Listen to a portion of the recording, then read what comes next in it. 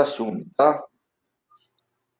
Vamos colocar só o slide. Vou tentar colocar só o slide aqui e ver o que acontece.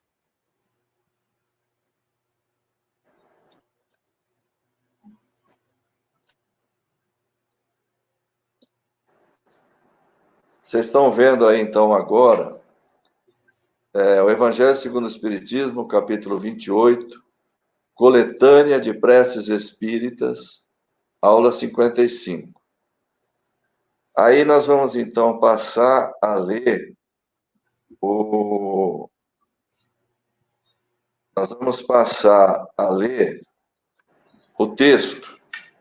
Eu consigo ler esse texto, vocês estão conseguindo? Sim. As preces dessa coletânea são temáticas. É bom a gente lembrar que quem fez isso aqui foi o Mário, hein? Elas são precedidas de análise do tema e instrução de como devemos nos comportar diante das situações propostas por ele. Mas, a nos conectarmos com Deus através da prece, em qualquer momento da vida, para que possamos ser intuídos da maneira mais correta de agirmos. Essa coletânea é apresentada por um preâmbulo que vimos na aula passada e estão divididas em 5 grupos.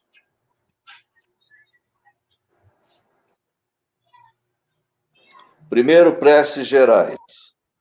Segundo, preces por aquele mesmo que ora. Terceiro, preces por outrem. 4, preces pelos que já não são da terra, pelos desencarnados, né? E 5, preces pelos doentes e pelos obsidiados. Mário voltou? Não, né? Mário não voltou. Então vamos tentar continuar aqui.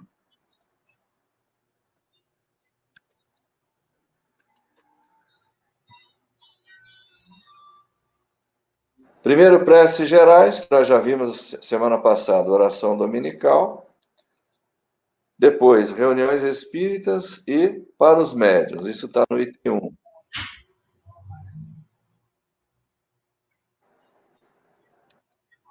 Vamos lá, vamos ver se a gente consegue colocar tudo na tela de uma vez. Preces por aquele mesmo que ora. É o item 2. Então, aí nós vamos ter as diversas situações, né? Aos anjos guardiães e aos espíritos protetores, para afastar os maus espíritos, para pedir a corrigenda de um defeito, para pedir a força de resistir a uma tentação, ação de graças pela vitória alcançada sobre uma tentação, para pedir um conselho nas aflições da vida, ação de graças por um favor obtido, ato de submissão e de resignação, num perigo iminente, ação de graças por haver escapado a um perigo, a hora de dormir e prevendo a morte próxima. Essas são circunstâncias. Aí, deixa eu ver se tem mais alguma coisa. Não, aí nós já entramos no item 2, então, que é o da preces por outra pessoa, né? Aí a gente tem por alguém que esteja em aflição, quando a gente vai orar por outra pessoa, né? A gente está sabendo que a pessoa está em dificuldade. Ação de graças por um benefício concedido a outra pessoa, pelos nossos inimigos e pelos que nos querem mal. Ação de graças pelo bem concedido aos nossos inimigos, pelos inimigos do Espiritismo, por uma criança que acaba de nascer, por um agonizante. Ele fez um resumo geral aqui. Aí, 4.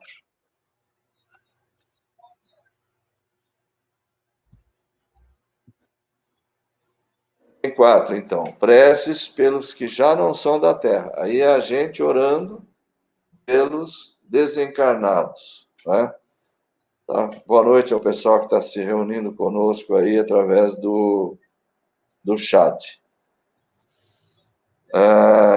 Por alguém que acaba de morrer, então aí é uma coisa, a pessoa recém-desencarnada, né? A gente faz orações, quase sempre, pelas pessoas que a gente toma conhecimento, né? Pelas pessoas a quem tivemos afeição, já estão desencarnadas há mais tempo, né? Mas a gente pensa nelas, né? Pelas almas sofredoras que pedem preces, isso também, é claro, acontece, e o Kardec coloca muitos exemplos disso lá na revista, no livro Céu e Inferno, quando ele dialoga com os espíritos sofredores, geralmente os espíritos pedem preces, né? Por um inimigo que morreu, olha só essa, né? Por um inimigo que morreu. Não é dar graças a Deus, né? Por um criminoso, por um suicida, pelos espíritos arrependidos, pelos espíritos endurecidos. Deixa eu passar mais aqui. Agora, pelos doentes e pelos obsidiados. Então, a gente tem aí pelos doentes e pelos obsidiados. Aqui são 2 grupos apenas, né? Então, agora nós vamos dar sequência. A oração dominical já foi feita, semana passada. Resta fazer reuniões espíritas e para os médiuns. Então, preces gerais nas reuniões espíritas, então. Reuniões espíritas. Deixa eu colocar tudo aqui na tela. Volta lá.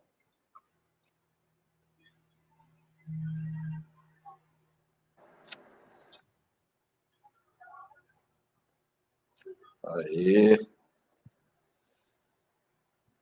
Agora, nós vamos fazer o seguinte, eu vou colocar esse slide aqui num tamanho maior. Não fica muito maior, não, mas melhora um pouco, para que a gente possa ver. Onde quer que se encontrem 2 ou 3 pessoas reunidas em meu nome, eu com elas estarei.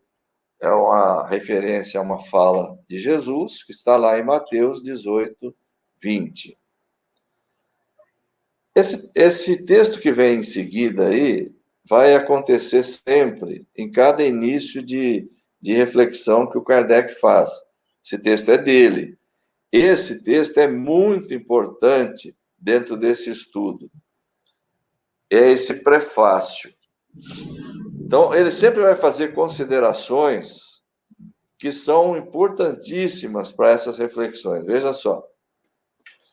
Estarem reunidas em nome de Jesus, 2, 3 ou mais pessoas, não quer dizer que basta se achem materialmente juntas. É preciso que o estejam espiritualmente, em comunhão de intentos e de ideias, para o bem. Jesus, então, ou os espíritos puros que o representam, se encontrarão na Assembleia.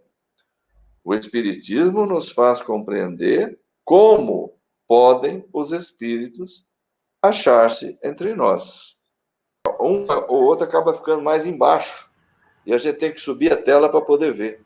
Manda bala. Não, perfeito. Agora, eu não consigo fazer aquela modo apresentação do PowerPoint, né, DG? Não, deixa assim, eu vou passando à medida que você for pedindo. Ok.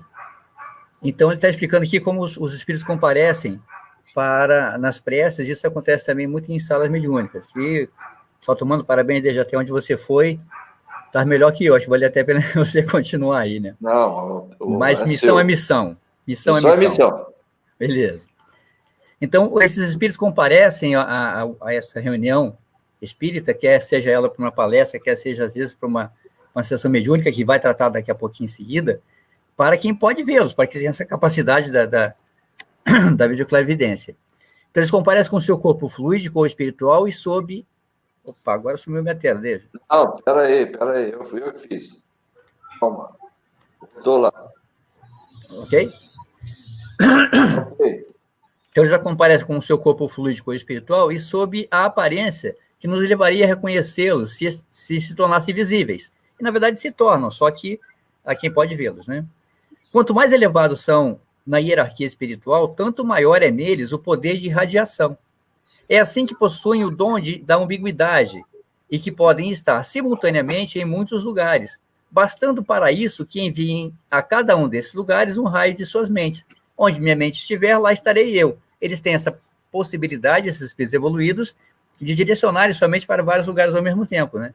Eu tentei, quando fiz isso, fazer um exercício de pensar em 2 lugares ao mesmo tempo. Eu imaginei, por exemplo, a Torre Eiffel e Maracanã. Mas, rapaz, quase que deu um nó na cabeça. Não consegui pensar. Agora, esses espíritos são capazes disso, né? E é um exercício legal para a gente fazer. Dizendo as palavras acima, ou seja, que onde mais de 2 pessoas estiverem, eu estarei entre eles, quis Jesus revelar o efeito da união e da fraternidade.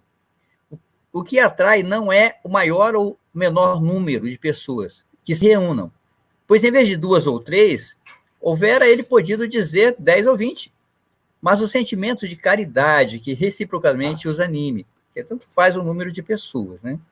Pode ir para a próxima, Davi, por favor. Ok, só um instantinho.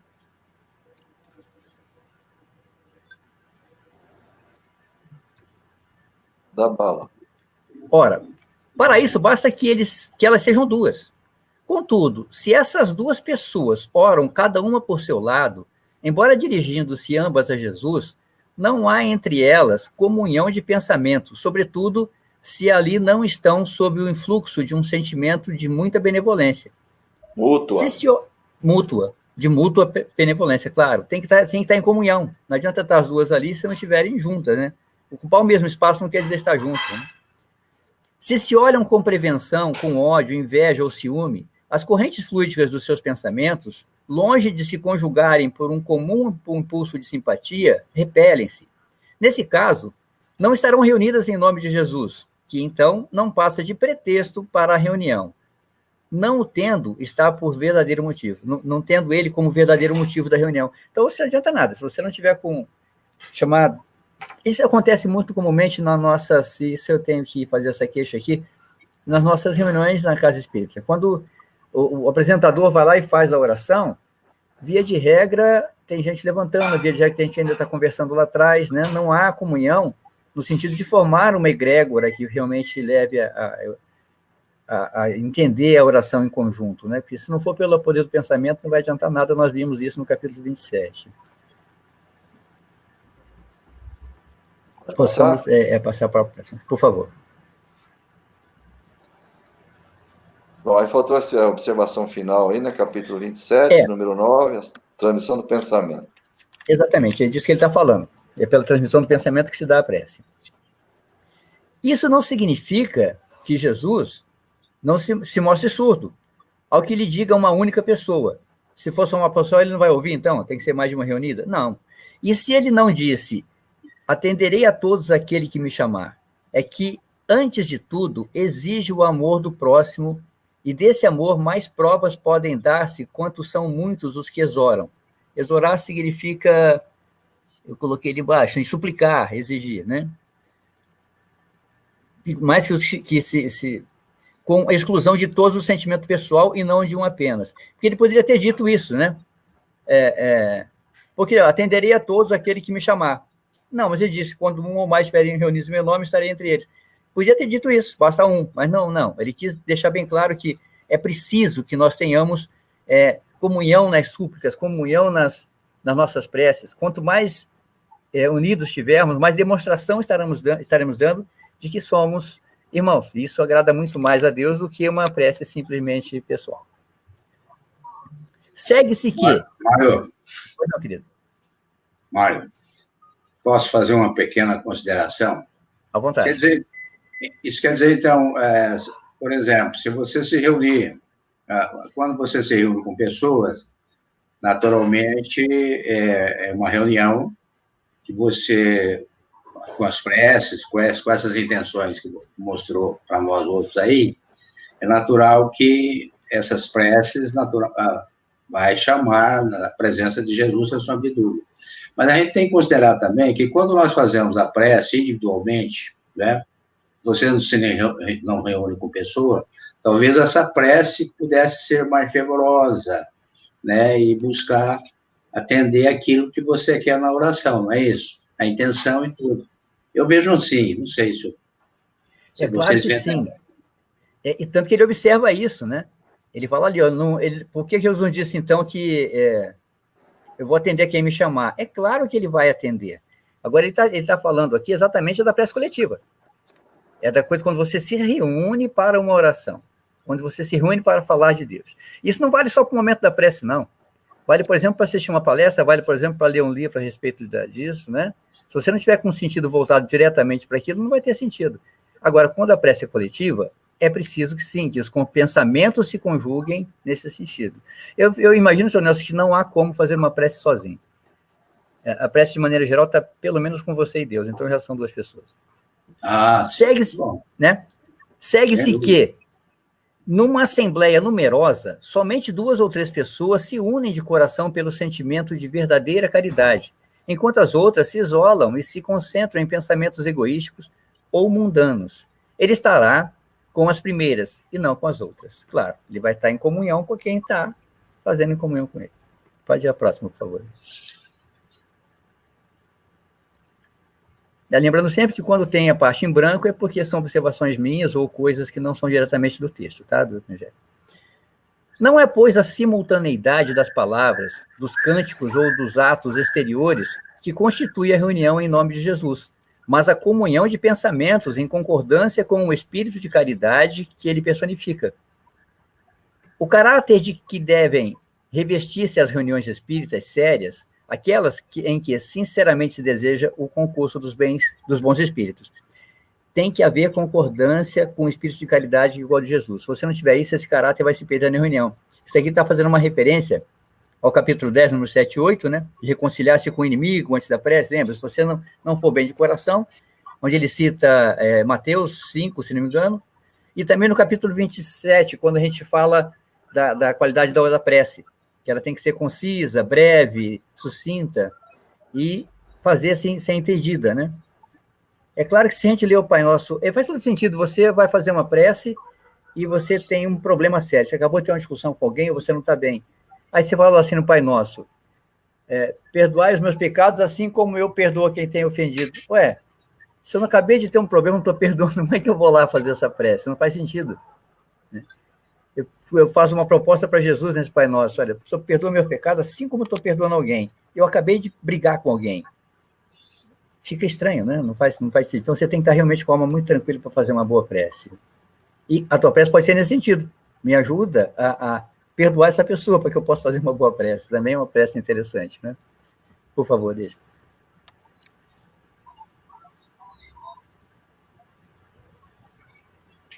Essa é uma nota pessoal, eu vou precisar que você aumente um pouquinho, deixa, eu não estou vendo isso.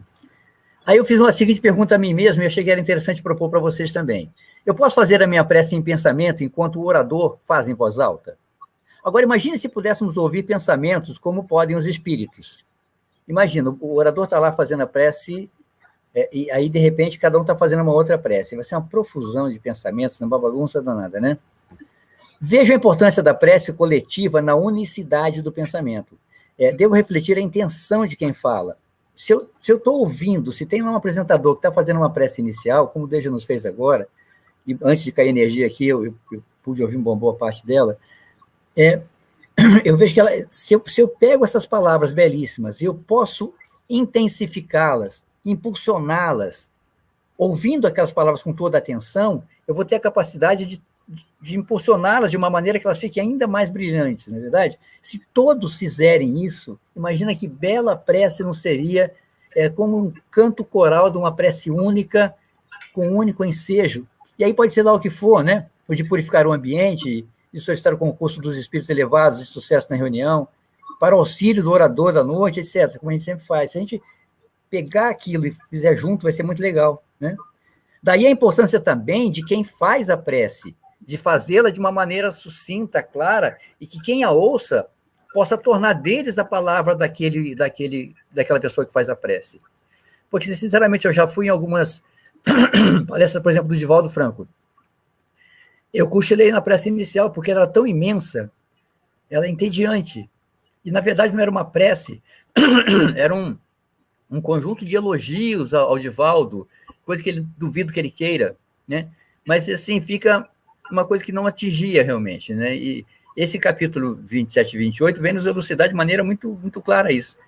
Então, se durante a nossa prece lá, mesmo no centro, antes da nossa palestra, ou na abertura dos nossos trabalhos de estudo, se nós não nos congregarmos com quem está fazendo a prece ali em voz alta, para que a gente possa juntos edificar essa prece, torná-la ainda mais potente, não vai fazer muito sentido, né? Tem que ter essa fé, essa humildade de aceitar e colaborar com isso. Vai agregar muito para casa. E para quem quer que esteja fazendo uma prece, por quem quer que seja, eu vou fazer uma prece, como o senhor disse, seu Nelson, e posso estar sozinho. Eu posso, nesse instante, pedir assim, eu peço nesse instante, inicio a prece com esse pedido de socorro a espíritos bondosos que estejam por perto e que, por favor, venham me auxiliar no concurso dessa prece que eu preciso fazer para uma pessoa. Aí você vai estar sozinho, porque nós não estamos sozinhos, né? Você pode conseguir o concurso de espíritos encarnados que estejam aí, que virão, sim, com certeza, nos ajudar nesse sentido. Bom. Passar? Por favor.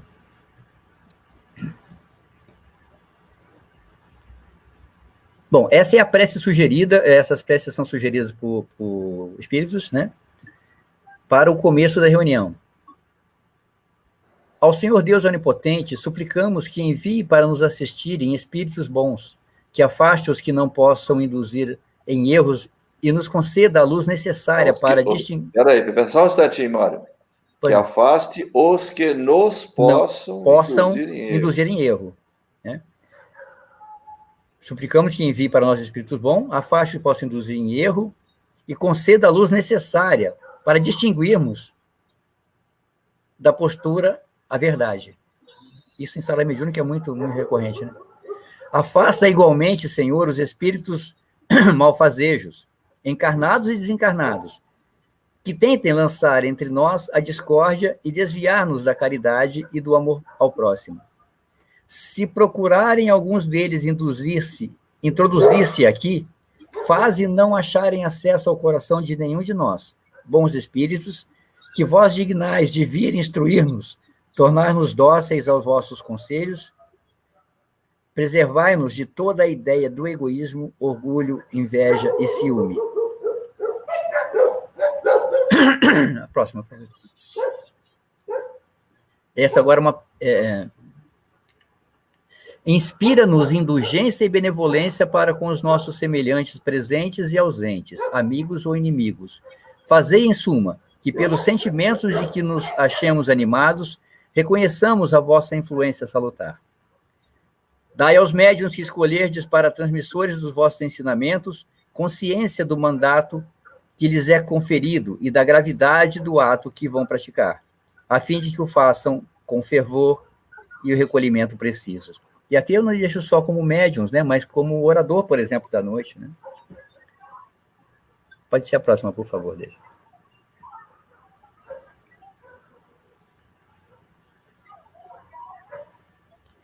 Que agora deve vir a prece para o final da reunião. Não, tem mais um trechinho. Se em nossa reunião estiverem pessoas que tenham vindo impelidas por sentimentos outros que não os do bem, abri-lhe os olhos à luz, perdoai-lhes como nós lhes perdoamos, se trouxerem malévolas intenções. Pedimos especialmente, aí vai citar o nome do espírito mentor da casa, nosso guia espiritual, que nos assista e por nós vele. A prece vai ser sempre assim, uma sugestão, né? Porque não precisa ser isso, ele deixa bem claro isso. Para o fim da reunião, agradecemos aos bons espíritos que se dignaram de comunicar-se conosco e lhes rogamos que nos ajudem a pôr em prática as instruções que nos deram e façam que, ao sair daqui, cada um de nós se sinta fortalecido para a prática do bem e do amor ao próximo. Também desejamos que as suas instruções aproveitem aos espíritos sofredores, ignorantes ou viciosos, que tenham participado da nossa reunião e para os quais imploramos a misericórdia de Deus. Essa prece do final, ela diz muito mais do que para mim que ela é inicial, porque após cada reunião, após cada palestra, após cada atividade espiritual qualquer que você tenha, se você não tiver a capacidade de ter aprendido alguma coisa para que possa ser praticada, não valeu. Essa pergunta eu me faço sempre ao sair de uma reunião, eu me faço sempre, até no meu trabalho, o que eu aproveitei daqui, o que isso quis me dizer, né? E se a gente, então, às vezes, toma um susto, porque você descobre cada coisa que, puxa vida, na hora passou de soslaio, mas agora eu estou percebendo que há coisas aí que podem me interessar muito.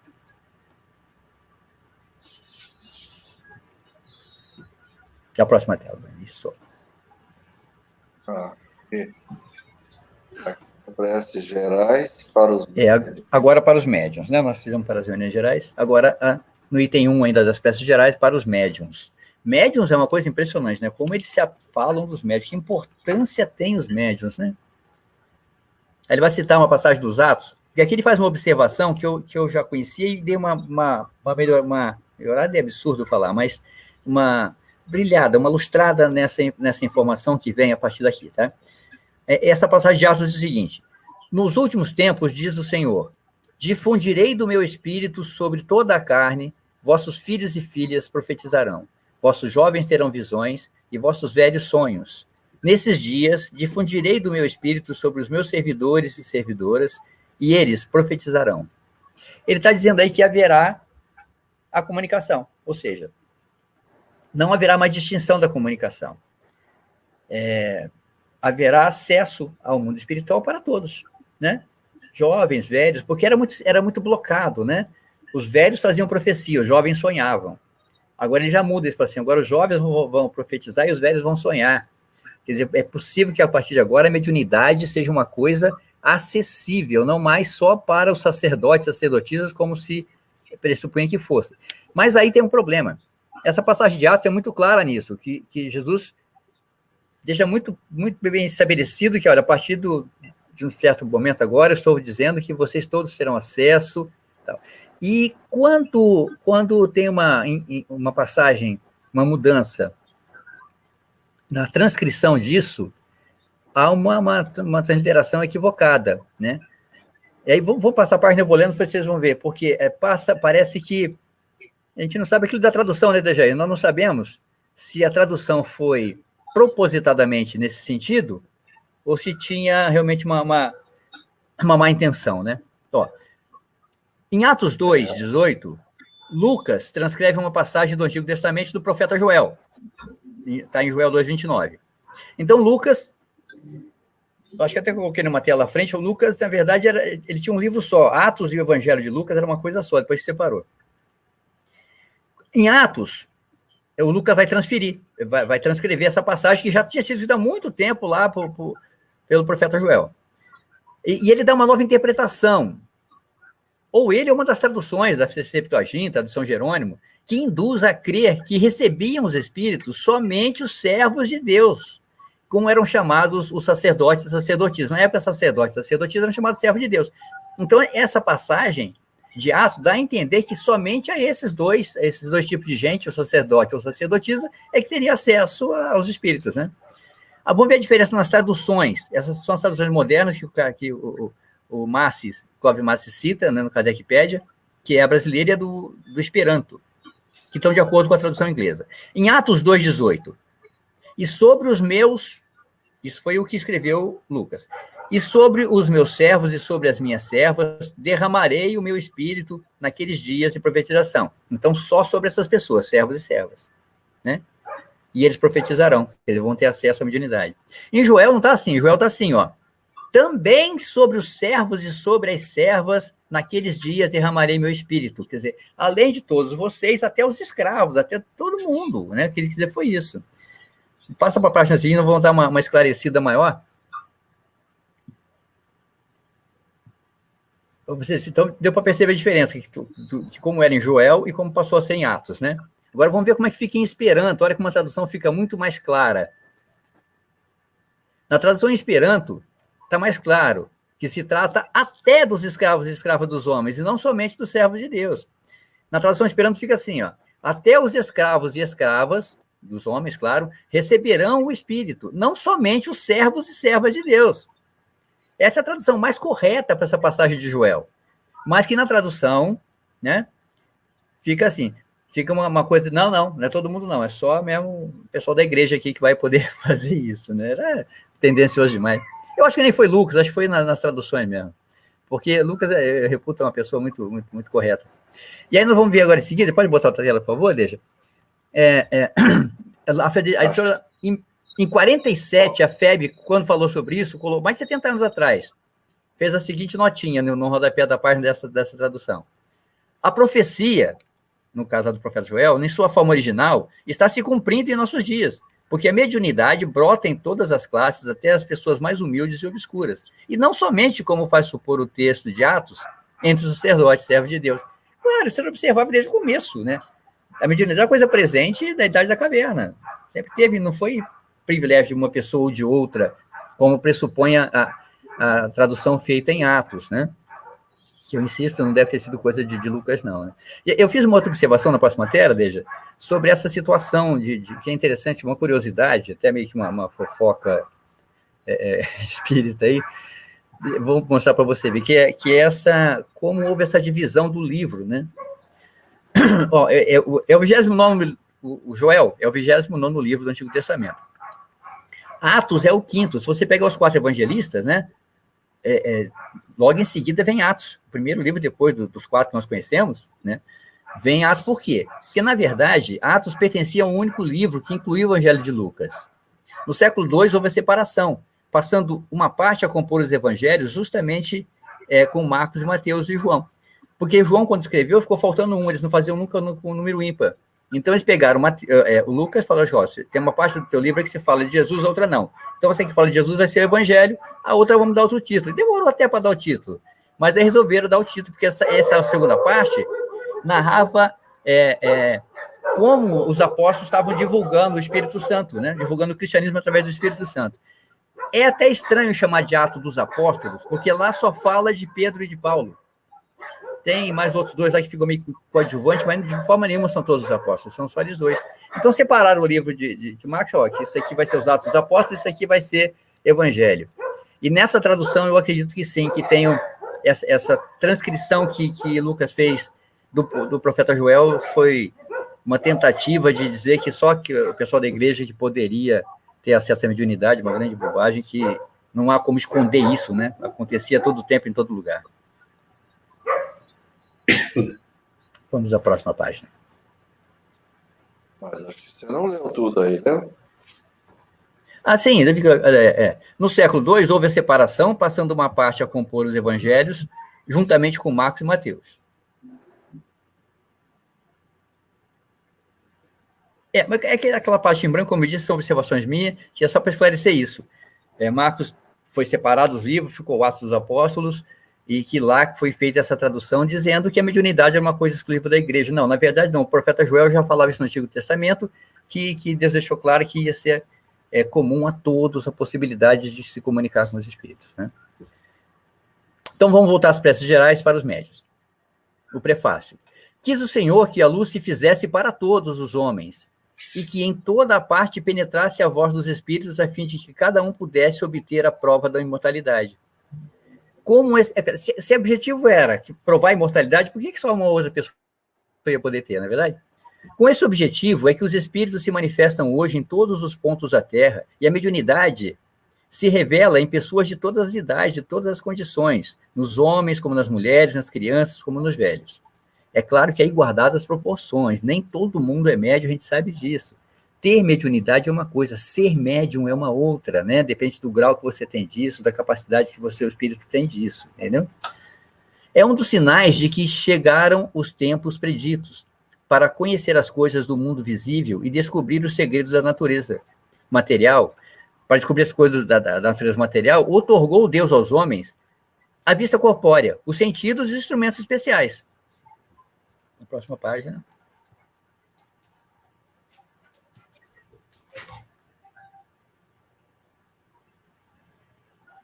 Como telescópio, o homem mergulha o olhar nas profundezas do espaço e, com um microscópio, descobriu o mundo dos infinitamente pequenos.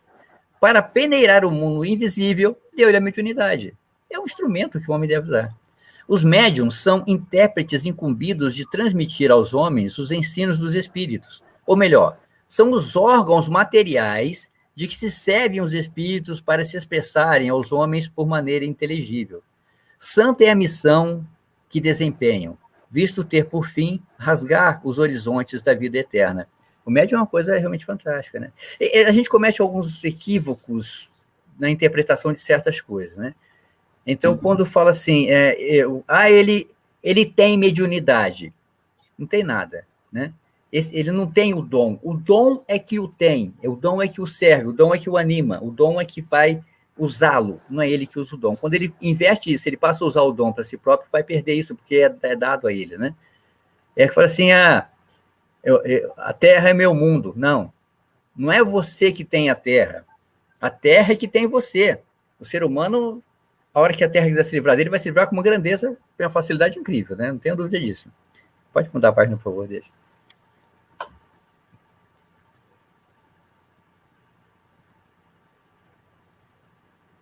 Os espíritos vêm instruir o homem sobre os seus destinos, a fim de o conduzirem à senda do bem, e não para o pouparem ao trabalho material que lhe cumpre executar nesse mundo, tendo por meta o seu adiantamento, nem para favorecer, vem para cumprir, para executar nesse mundo, tendo por meta o seu adiantamento.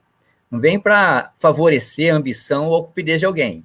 Fica bem claro isso, que os espíritos vêm só para esse tipo de instrução, não vem para dar privilégio para ninguém, não. Aí tem os médiuns, o de que devem comprometer-se bem, para não fazerem mau uso de suas faculdades. Aquele que, médium, compreende a gravidade do mundo... Perdão? Mário, desculpa interromper. O de que devem compenetrar-se. Assim, desculpa, está bem pequeno aqui. De que devem, exatamente, compenetrar-se. Isso. Eu vou reler o segundo parágrafo, então. Aí tem os médiuns, o que devem compenetrar-se. É dessa maneira que eles têm que se compenetrar. Compenetrar-se bem, para não fazerem mau uso das suas faculdades. Aquele que, sendo médium, compreende a gravidade do mandato em que se acha investido, religiosamente vai desempenhar essa mediunidade.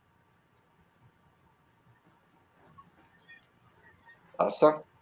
Sim, por favor. Se alguém não tiver claro, como aconteceu agora com Deus, por me interrompa, por gentileza. Sua consciência, que é do médium, lhe profligaria, essas palavras são terríveis, né? Chamar a atenção, chamar a atenção de maneira muito evidente, né? Criticar de maneira dura. Isso.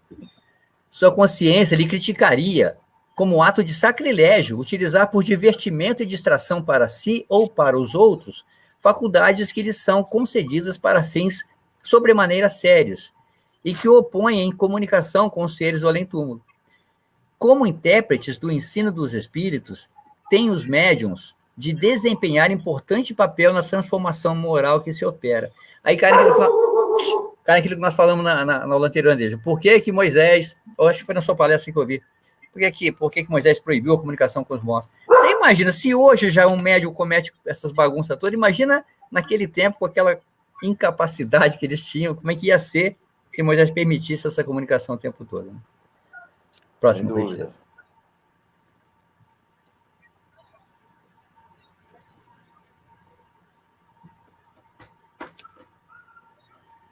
Os serviços que podem prestar guardam proporção com a boa diretriz que imprimam as suas faculdades, porquanto as que enveredam por mau caminho são mais nocivos do que úteis à causa do espiritismo.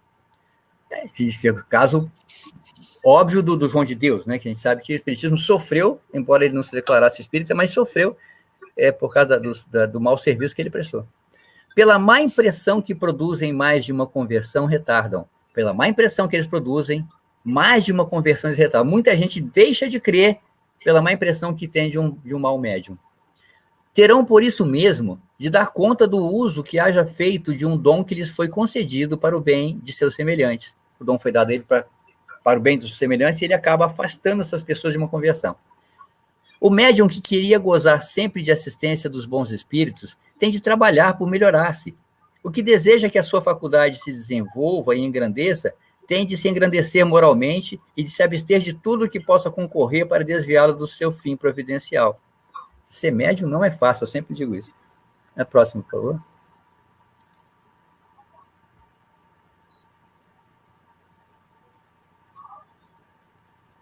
Se, às vezes, os espíritos bons se servem de médiuns imperfeitos, é para dar bons conselhos, com os quais procuram fazê-lo retornar à estrada do bem. Se, porém, topam com corações endurecidos e suas advertências não são escutadas, afastam-se, ficando livre o campo para os maus. Está lá no capítulo 24, nos itens 11 e 12, que trata de explicar porque você lembra que é assim, já que médium vai ser para todo mundo, vai ter gente que não é digna disso. Como é que pode? Por que você vai dar um dom tão maravilhoso a pessoas que não são dignas, né? Aí tem essa passagem que trata de explicar que a mediunidade é concedida a pessoas indignas, como aquela passagem que Jesus responde aos fariseus, que questionavam o fato de ele estar sentado com publicanos lá na casa de Mateus, né? E ele escuta, como é que seu mestre senta com esse tipo de gente aí e tal? E ele responde, né? Não são os que gozam de saúde que precisam de médico, né? Isso, a gente vai assistir lá no texto de Mateus. E é verdade, às vezes a gente acha que o médico não é tão digno, mas aí serve de um grande exemplo. Esse episódio, por exemplo, do João de Deus, foi claríssimo, foi não foi por mal, não, foi muito por bem. Deu para deixar evidente que, sim, existem todo tipo de médium, que nós podemos fazer opção. Para quem é médium, aquele episódio deve ter sido maravilhoso, né? Ela estava meio vacilando, e deixa eu me aprumar aqui, me botar no rumo aqui, que senão eu vou acabar virando um João de Deus, Deus me livre, né? Vamos para a próxima, por favor. Aí. Prova a experiência que, da parte dos que não aproveitam os conselhos que recebem dos bons espíritos, as comunicações, depois de terem revelado certo brilho durante algum tempo, degeneram pouco a pouco e acabam caindo no erro, na vertigem, ou no ridículo, sinal incontestável do afastamento dos bons espíritos. Conseguir a assistência destes, afastar os espíritos levianos e mentirosos, tal deve ser a meta para onde converjam os esforços constantes de todos os médiuns sérios.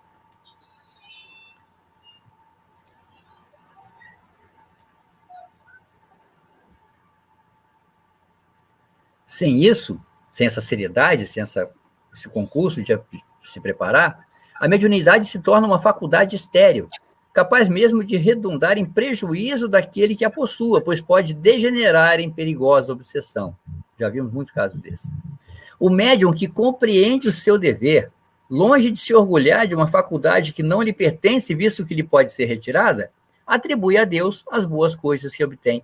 Claro que não é dele, pode ser retirada a qualquer instante. Se as suas comunicações recebem elogios, não se envaidecerá com isso, porque as sabe independente do seu mérito pessoal. Agradece a Deus o haver concedido que, por seu intermédio, bons espíritos se manifestassem.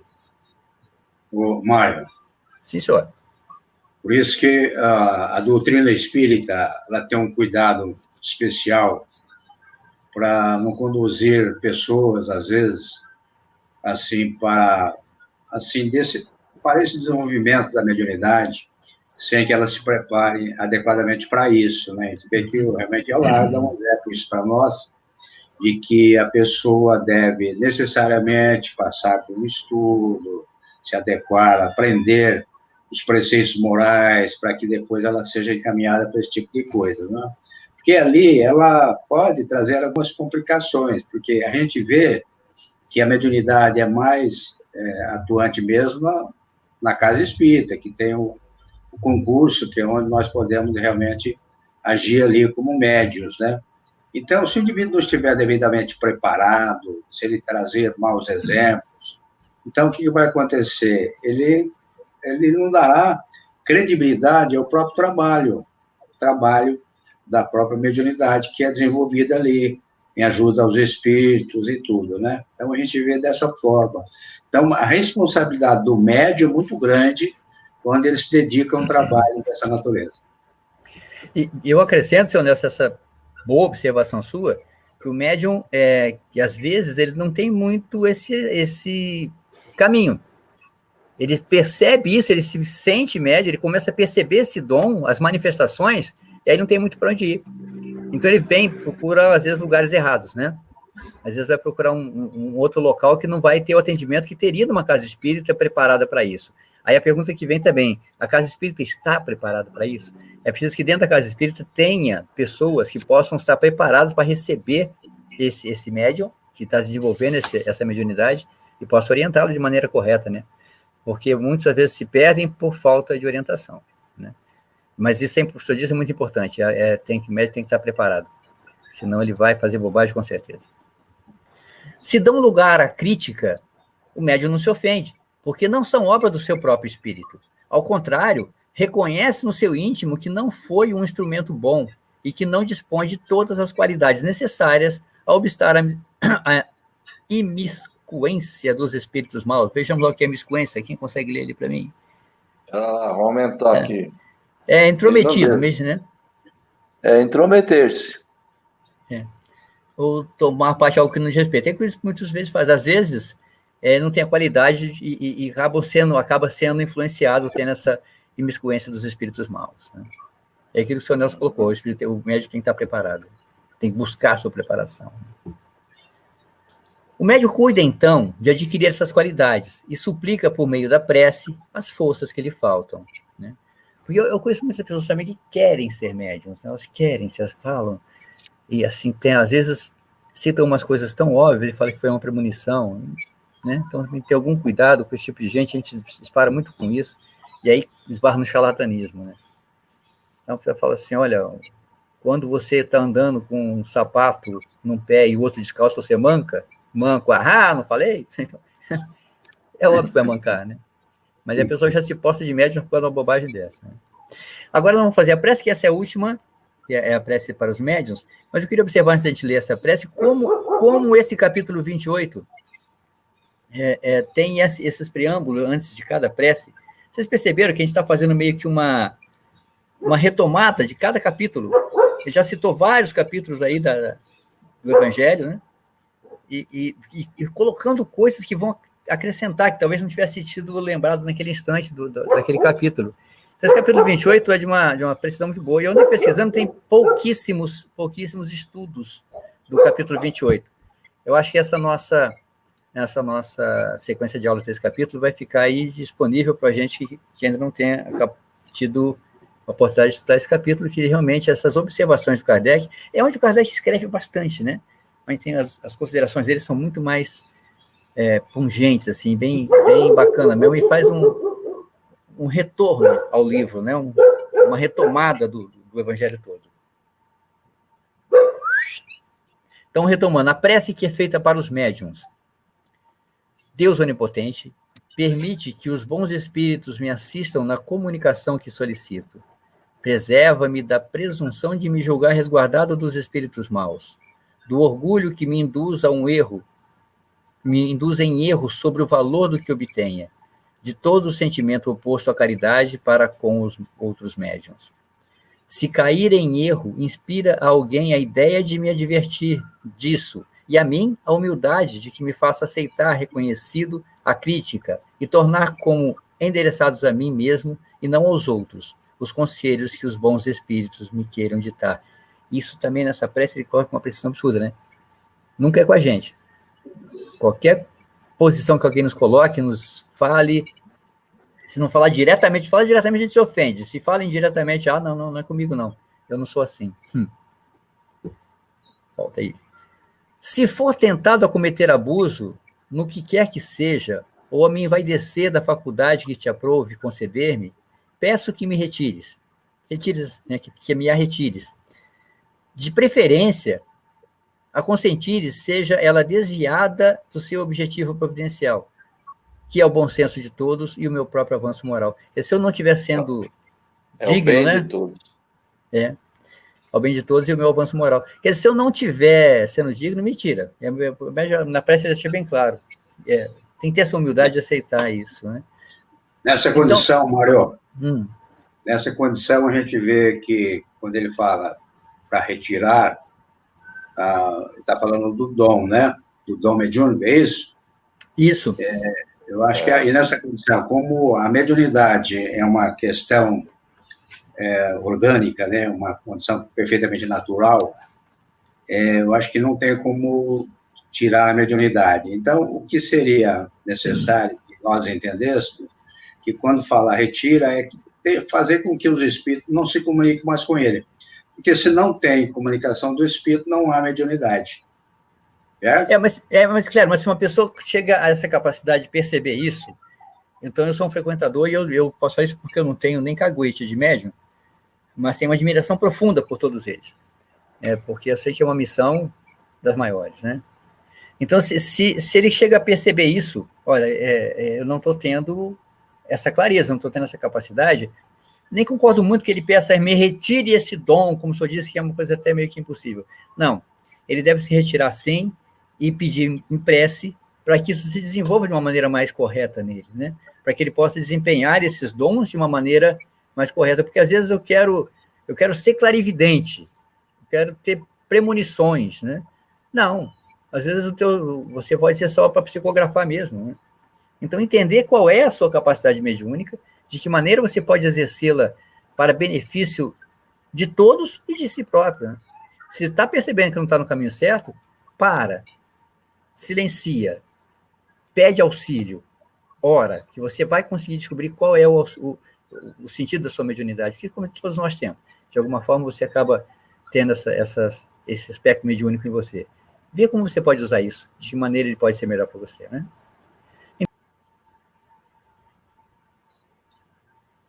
Ok, Mário, então, terminou?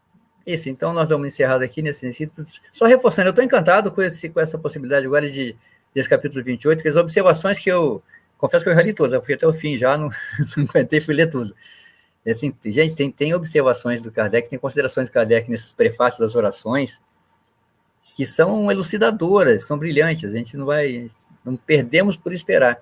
E vai vendo, esses itens do que nós devemos orar, alguns deles nos tocam muito pessoalmente, né? Tem de tudo, desde a pessoa que está nascendo, a pessoa que está morrendo, ao obsediado. Não é possível que no decorrer do seu dia, no seu cotidiano, você não se sinta deparado com essa situação. Tem até na hora da sua morte, na situação de um perigo. Quem foi católico como eu sabe a oração do anjo guardador, né? Meu zeloso anjo guardador, que o Senhor me confiou. Lembra? A gente rezava isso? Me guarde e preserve. Então, tem preces para todos esses instantes. Não é possível que uma delas não vá nos tocar. Não falar, realmente, eu já passei por uma situação, podia ter feito isso. E vai te mostrar como a gente estava rezando errado. Estava fazendo prece totalmente equivocada. Muito, muito, muito bom esse capítulo, Sr. Nelson. O senhor vai gostar do jeito também.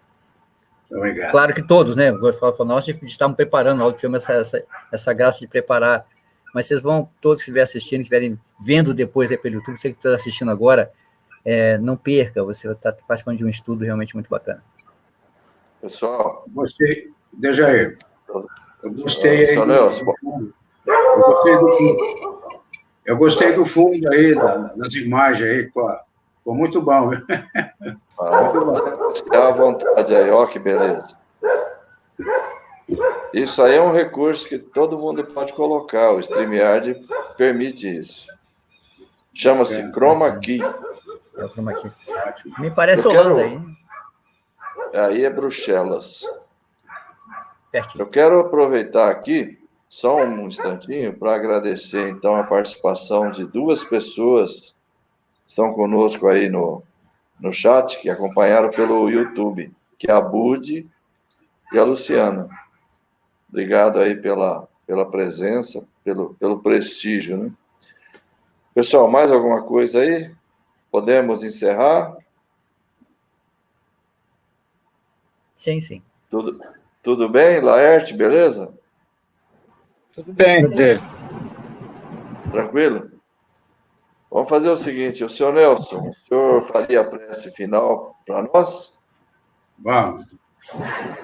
Nós vamos agradecer nesses instantes a Deus pela oportunidade e nos deste, Senhor, por estarmos assim participando efetivamente da reunião dessa noite. cujo objetivo foi realmente nos lembrarem realmente sobre as preces, como as preces são muito importantes para todos nós. Isso trouxe para nós outros, assim, uma maneira confortável de informação que poderão ser colocadas, assim, sem sombra de dúvida, em muitas situações com que se apresentam em nossas vidas.